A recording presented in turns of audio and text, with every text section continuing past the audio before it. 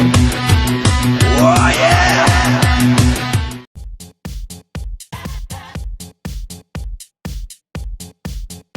Of course you can call me Daddy, and if you want to follow me on Facebook, you can find me at james.desborough, Postmortem Studios, all one word, JD Writer and JGD Games.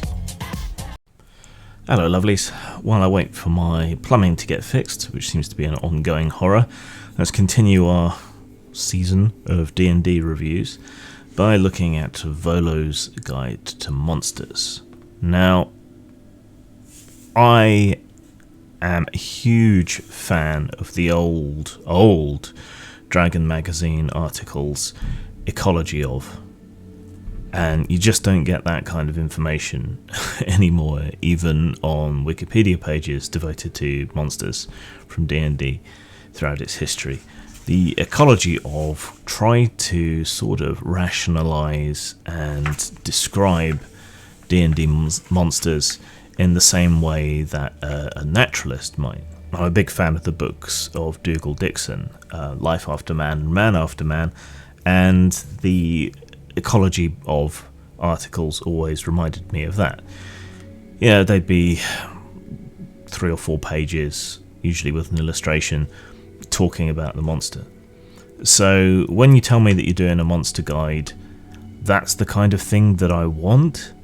Maybe with some variations on the base creature, maybe with some descriptions of their lair and so on, but mostly I want to know about their biology, their mating habits, maybe a typical dungeon or lair or somewhere where they might hole up, but something that increases the plausibility, the suspension of disbelief, the hyper-reality of the world.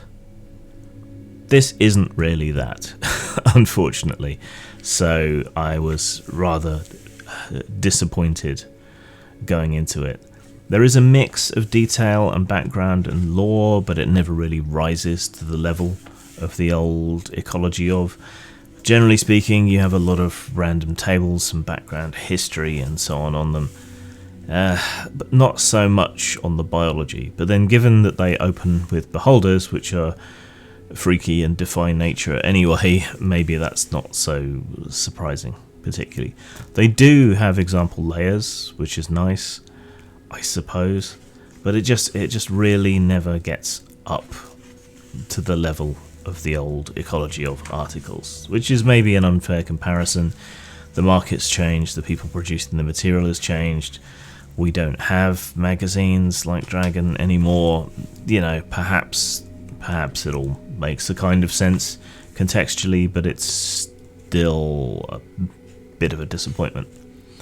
So you got beholders, giants, and a whole bunch of other stuff. There are tips more useful to noob DMs than those who are creating their own material with a bit more experience under their belt. I think it would have worked better if it was targeted more at the more experienced games masters, dungeon masters, but for whatever reason, it just doesn't.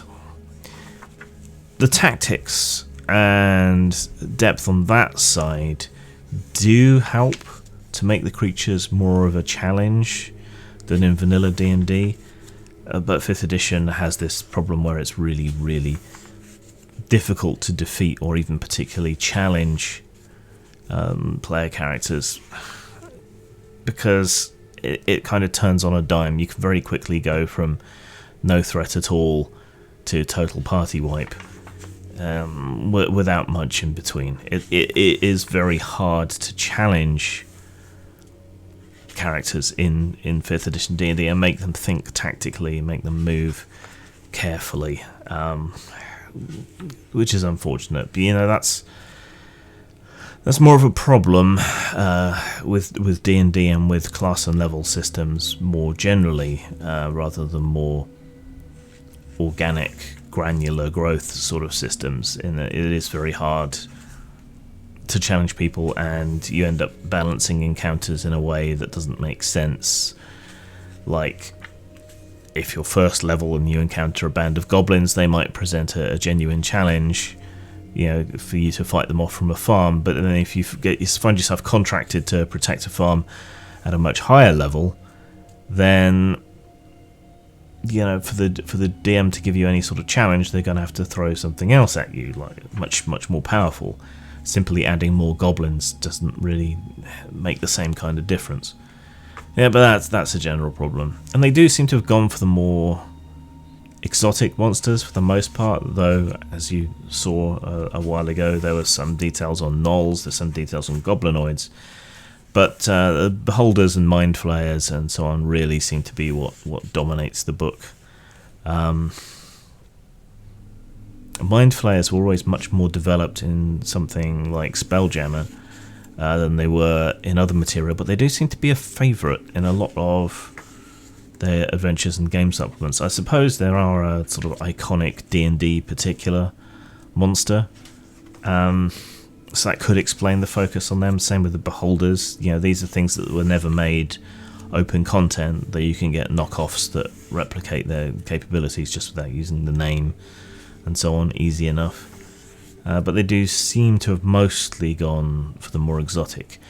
Now, where it gets more controversial, perhaps, is where they get into more player character races, like we needed more player character races, because this continues this trend of sort of rehabilitating monstrous races. Some of these are just things from older editions.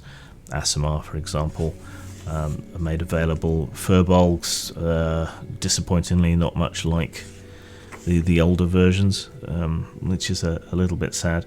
But they add a whole bunch of stuff here, whether from older editions or from monsters. So some of the older ones, Aasimar, Goliath, Kenku, Triton, and so on. But then they also add purely monstrous races, at least in the past.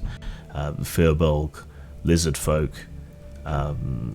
bugbears, goblins, hobgoblins, kobolds, and orcs. I've no problem with people playing exotic races or monstrous races, but given the new rules around choosing particular races and the drive to make everything playable in every realm and everything to be acceptable in every realm, it's no longer cool or interesting or challenging or different. There's an old Deep Space Nine episode where they're fighting the Dominion and they recover a juvenile Jem'Hadar, which are these genetically engineered, drug-addicted warrior races from the Dominion. And as it grows up, they try to do the Starfleet thing, and they try to rehabilitate it and encourage it not to grow into what it's expected to be, which is ravenous warriors addicted to drugs, kept under control in that way.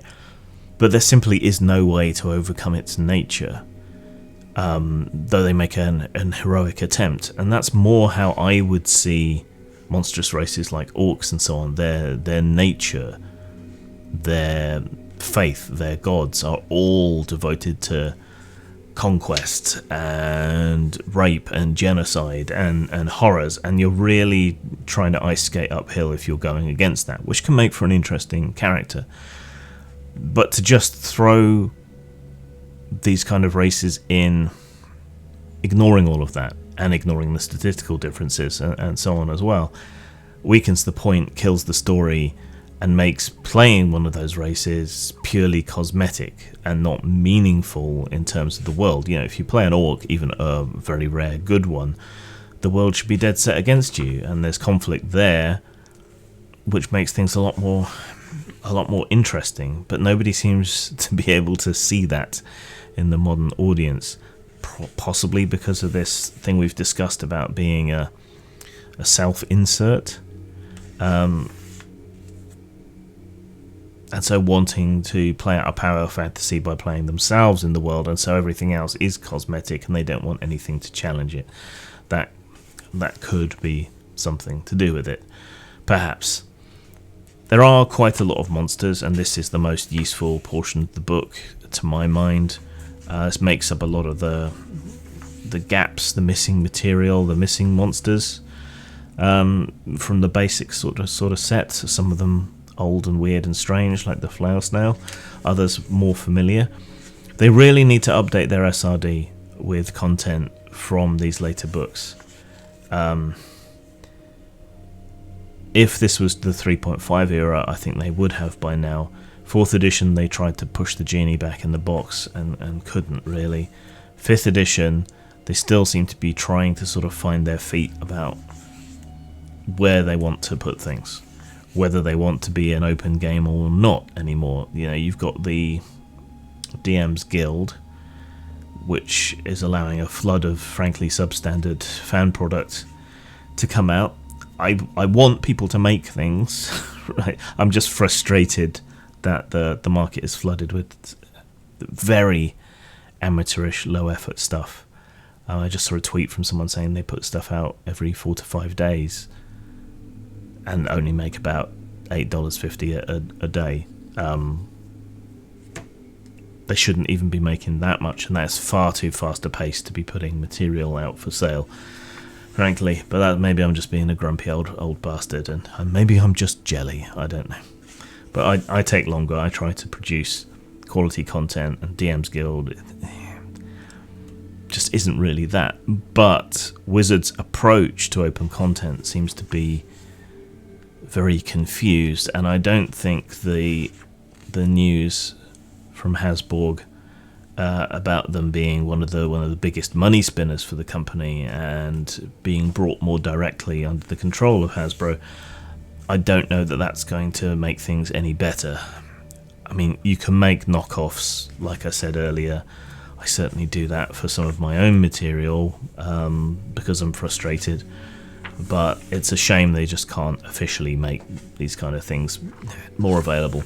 But you do get a lot more options, and in keeping with the rest of the book, you do get more options of types of monster, like beholders, like mind flayers, and so on. So, you know, it's useful, just not as useful as it could have been, and I would have preferred a more cerebral, more experienced, sort of a veteran gamer approach to things. At least in the first part of the book, and that's just not there.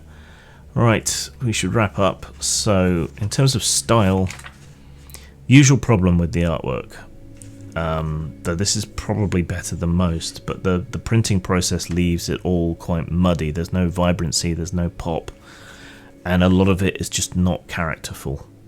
That is a problem with art in all RPGs, because you want to illustrate what you're talking about, and costs go up if you go beyond, you know, the figure. If you want the figure engaged in fighting or something, that's going to end up costing you more because there's 2 figures in each illustration. But some of these are quite static, some of them are more active. The more active ones are better.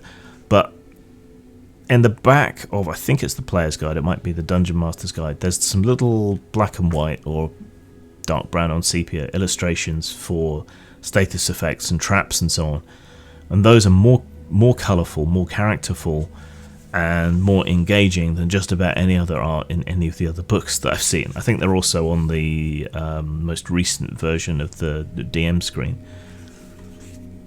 But that harks back to the old school illustrations where you saw people doing things, and it's just much more characterful. And of course we have to say that we expect more, we expect better from Wizards because of the budget they've got. And yet again, I'm just seeing average for the budget. Very safe sort of art. So in terms of style, I can't give it more than a 3. In terms of substance, a low 4. So that's a total of 7 out of 10, 3.5 out of 5. Just slightly above average. Useful mainly for the monsters and the monster stat blocks and so on, where it expands on the existing material and reintroduces a lot of the monsters from older editions. So that's really where the value lies. So worth keeping, but not so much for the guide part and more for the monsters part. And the option of playing these other races, but that's already outdated information, so what can you do? Zang. In his house in Relier, great Cthulhu lies dreaming, and when he awakens, he shall have the morning wood of aeons. Call of Cthulhu is a deeply pornographic card game. Enjoy your tentacles.